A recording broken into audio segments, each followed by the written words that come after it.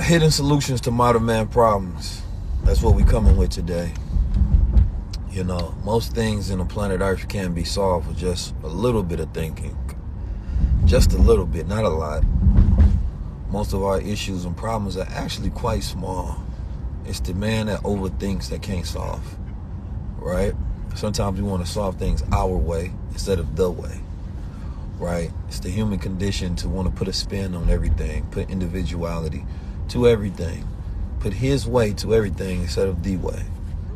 In mathematics, there's only the way. There's the way things are formulated and figured out and added up or subtracted or divided or calculated, right? Has nothing to do with feelings, emotions, the colors of the spectrum, nothing else. When it comes to man, his solutions, it's the same thing, right? It's all about, thank you.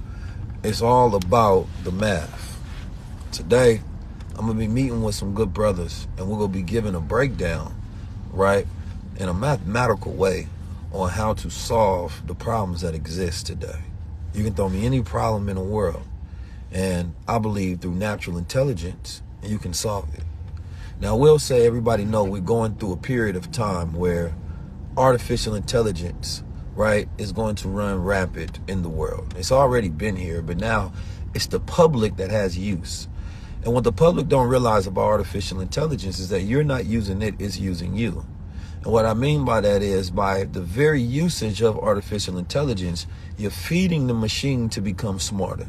You're feeding the machine the algorithm of your thinking. So therefore it can adapt and it can learn and it can produce and be better. Through all of the bits of information that human beings are constantly feeding the artificial intelligent machine is allowing it to grow and grow and grow. And artificial intelligence uses mathematics, right? The equation of AI is just the equation of mathematics. That which man discovered, which is the thinking of God. So the duplication of artificial intelligence is the duplication of God's thinking.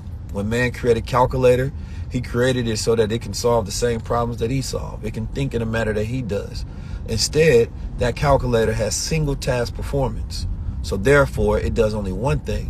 While the human mind, we are doing billions of things at all times. We're walking, we're talking, we're thinking, we're feeling, we're hearing, we're seeing, we're smiling, we're loving, right? We're existing in multiple dimensions at all at a different time. So sometimes we can't operate a single task function to be at an operative mastery level.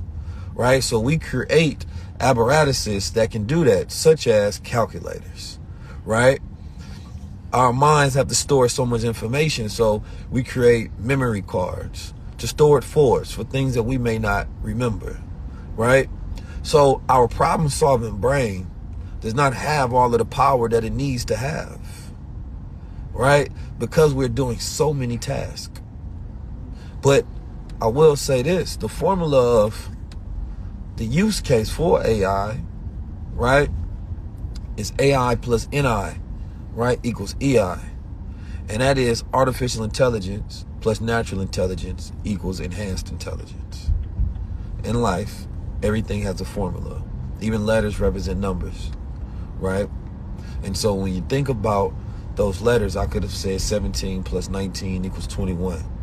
And then if you would have thrown in a number representation, you would have understood that I was actually talking about a formula, a reality, right? Each one represents a frequency. Our natural intelligence is a frequency. Artificial intelligence is a frequency. And they produce a frequency when you bring those rhythms together in a harmony.